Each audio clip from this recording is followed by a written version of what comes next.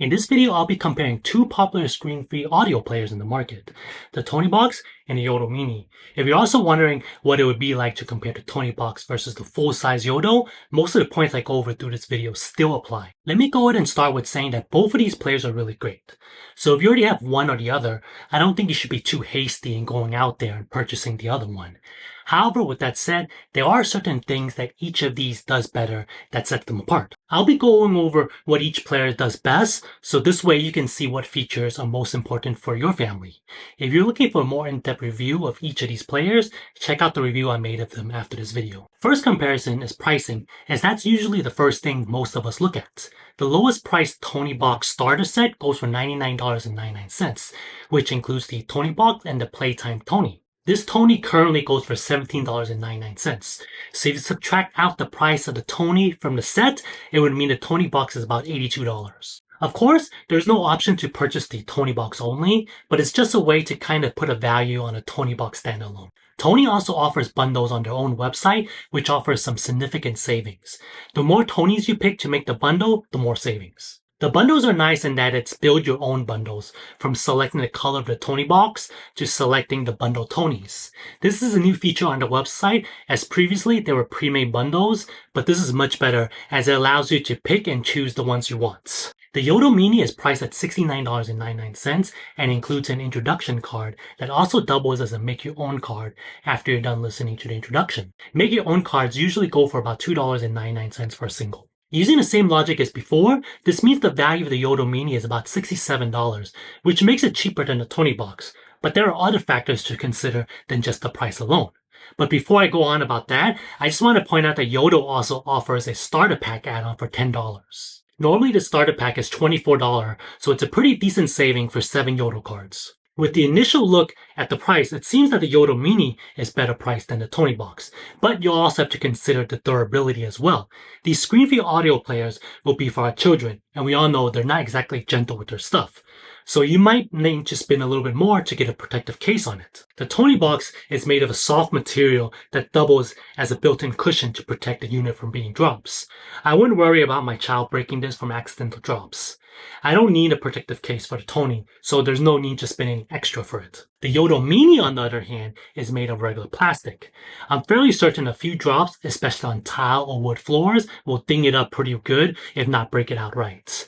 This is why the Yoto themselves offers a silicone protective case that goes over the player. Normally, this protective jacket here is $19.99, but if you purchase it at the same time as the Yoto Mini, they offer a small discount, bringing the jacket down to $17.99, making the bundle of the Yoto Mini and the jacket $87.98.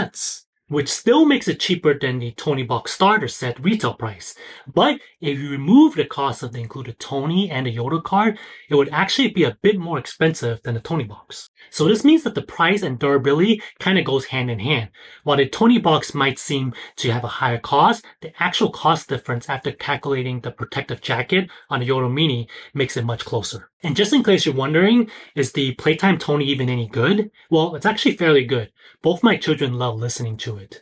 When I got the Tony, it was the pre-made bundles days, and I got the Disney set, which didn't include this Playtime Tony. It was one of the first Tonys I got for my son. One could also argue that you don't necessarily need the protective jacket for the Yoto Mini, but personally I would say that it's a must-have, as it also not only serves as protection, but it also includes a lanyard, which makes carrying the Yoto Mini much easier. Which brings us to my next point of comparison, and that's the portability and ease of carrying around. This hands down goes to the Yoto Mini. It's a fraction of the size when you compare it to the Toniebox.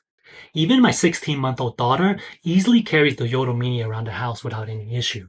The Toniebox wouldn't be considered hard to carry around, but it's still a bit larger and probably requires both hands, at least for some of the younger children. I know that Tony advertises that it's great to take on trips, but I just don't see that it's practical when it's compared to the Yoto Mini.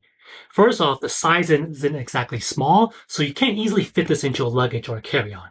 For road trips, it'll probably work out better, but then you'll still have to worry about losing the Tonys. While the magnets on them are fairly strong, it's still not strong enough to hold against little bumps or moves, as you can see. This means that it's easier to lose them, and with most of these being about $17.99, I wouldn't want to lose any of these. The Yoto Mini is small enough so that it can be easily packed on a carry-on or even a backpack and not take up much room.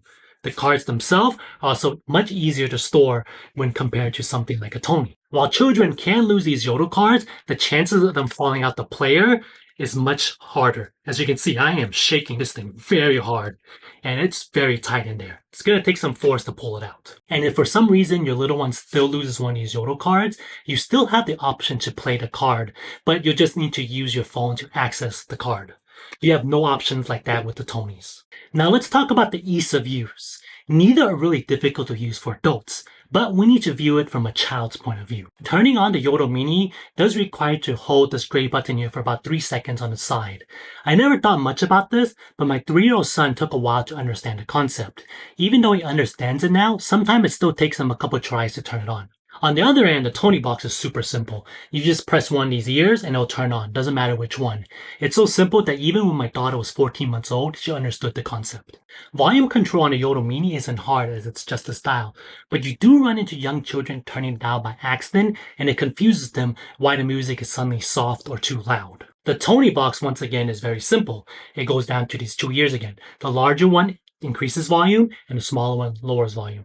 Accidental presses are less likely, and even if they are pressed, the volume doesn't increase and decrease as fast as the dial. Now the really complicated part of the Yoto Mini is navigating the various tracks. When the music is playing, you simply press the left button and it rewinds. You push this one, it skips forward, and then you can also use this dial here to change to the various track you want and then enter. Which sounds pretty simple for us adults, but that's quite a bit to take in for younger children. And that's not even the end of the control schemes for the Yoto here. If you remove the Yoto card, then these dials act a little bit differently. Still volume, but this one now cycles between podcast and then the Yoto radio. The Toniebox for track control isn't great either, but it's harder to accidentally press. To skip forward, you would hit the box on the left side, and to go to the previous track, you would hit the box on the right side. It's a bit wonky, but works. Generally though, my children just listen to the tracks from top and don't skip around, so they don't have to do this too often. A quick note about a feature that's available on the Yoto Mini that's not available on the Toniebox, and that's whenever you remove a card from a Yoto Mini, it saves the spot you last left off, and it even keeps it saved even after you insert another card into it. The Toniebox, on the other hand, only continues playing if you put the same Tony back on the Toniebox. If you put a different Tony on it and you put back the original one on, it'll restart everything. Not really a huge deal, but it could cause some grief if you have 2 children and one suddenly changes the Tony while the other is listening. Another thing to consider is the price of the Tonys and Yoto cards themselves. Tony's prices recently went up, kind of like the prices of everything in the world right now, and they're about $17.99 for content Tonys, and then the creative Tonys range from $9.99 to $12.99. Yoto cards have a wider range of $2.99 for these make-your-own cards to $12.99 for premium cards. They currently only have one card that costs $14.99. Before Tony's price increase, it wasn't too much of a difference when these were $15 a piece, but with $3 extra, that's $5 on average more than a Yoto card, which adds up real quick. As if the overall cost wasn't already cheap enough, Yoto also offers a Yoto Club, which is a subscription service to have 2 cards a month for about $10. I have a more in-depth video about the Yoto Club if you're more interested in finding more about it. Yoto is definitely cheaper overall to grow a collection, but children will be children, and they generally do enjoy the figurines a little bit more. I know my son gets much more excited whenever he gets a new Tony versus a new Yoto card. Note I said more excited, as he still gets fairly excited for new Yoto cards. Also, while the cards are cheaper, I do feel that it's quite expensive to pay $13 for a card with some printed art on it.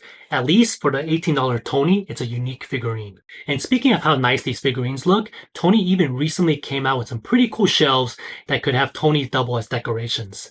I haven't bought one of these yet, but it's pretty tempting. Another important aspect of any electronics is battery life. The Toniebox is rated up to 7 hours of content on a full charge, while the Yoto Mini is rated for up to 20 hours. On paper, it seems that the Yoto Mini is a clear winner. However, after some usage, I'm not sure if the Yoto Mini can really last 20 hours. I find that I constantly need to charge the Yoto Mini for my children, and I barely ever have to charge the Toniebox. I wouldn't say that my children use one more than the other, but I would say that the Toniebox has better standby battery management. The Toniebox doesn't have an off button, so it's designed to just turn off automatically after 10 minutes of inactivity. The Yoto Mini, on the other hand, doesn't turn off by itself until after 1 hour of inactivity. Not sure why it's set at 1 hour, as that seems excessively long to keep the battery draining when it's not in use. So if your children remembers to turn off the Yoto Mini after they're done using it, then the battery life of it should last much longer per charge. But once again, younger children, this isn't something that usually crosses their mind after they're done playing with something. My 3.5-year-old son, for the most part, doesn't remember to turn off the Yoto Mini. And of course, if my 16-month-old daughter plays with it, she doesn't even know how to turn it off. So this brings us to the ultimate question of which is better, the Toniebox or the Yoto Mini? Which is better for your family? By now, you probably see where I'm going with this. If you have younger children that's under 4 or possibly even 5 years old, the Toniebox will be better. The overall use is much easier and less frustrating for your child, which in turn less frustration for us parents. Do keep in mind that the Toniebox is designed for children 3 and up, so if you're introducing to a younger child, keep an eye on them. I haven't seen any loose or small parts on the Toniebox itself that can be knocked off or pulled off or something like that. However, the Tonys themselves do have magnets, which means there is a chance that the magnets could fall off. It's probably very unlikely, however, as you know, anything can happen. The Yoto Mini, on the other hand, has more advanced features and can do more, so definitely the better buy for older children. It's officially rated at 3 and up, but I would say 5 and up would find the Yoto Mini much less frustrating to use, as they would understand actually how to use it. Let me know down below in the comment section which one you're considering and why. If you want to find out more about either of these devices, check out my in-depth review on them. And feel free to give me a thumbs up if you've enjoyed this video, and I'll see you in the next one.